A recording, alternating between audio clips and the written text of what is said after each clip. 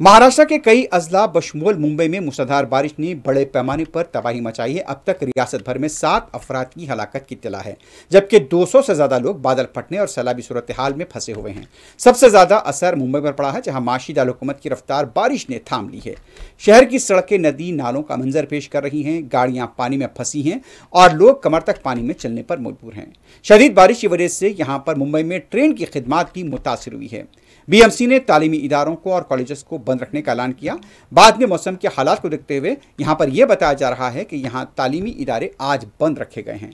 बारिश के बाद अंधेरी सबवे में पानी भर जाने पर उसे बंद करना पड़ा, जबकि चेंबूर के बीएमसी के मातहत हॉस्पिटल तक मरीजों को पहुंचाने में अहल खाना को सख्त मुश्किलात पेश आई। कई लोगों को अपने बीमार रिश्तेदारों को कंधों पर लादकर हॉस्पिटल ले जाना पड़ा।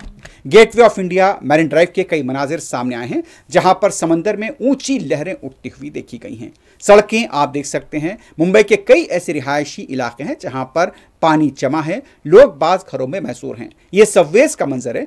कई मुकामात पर दादर और उसके साथ साथ दूसरे इलाकों से खबर मिल रही है कि सबवेज में पानी भरा हुआ है और ऐसी कई इत्तलात मिल रही है कि गाड़ियां भी फेल हुई हैं और आमदरफ्त के लिए लोगों को काफ़ी मुश्किलात का सामना करना पड़ रहा है।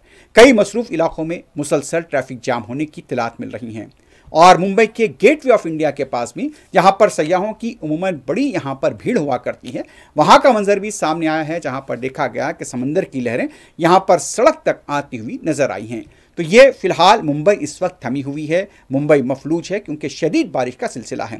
कई इलाकों में रेड अलर्ट तो कहीं ऑरेंज अलर्ट भी गुज़िश्ता रोज जारी किया गया था, लेकिन फिलहाल मुंबई की सड़कों का इस वक्त बुरा हाल है क्योंकि शदीद बारिश है और सड़कें इस वक्त पानी में डूबी हुई हैं।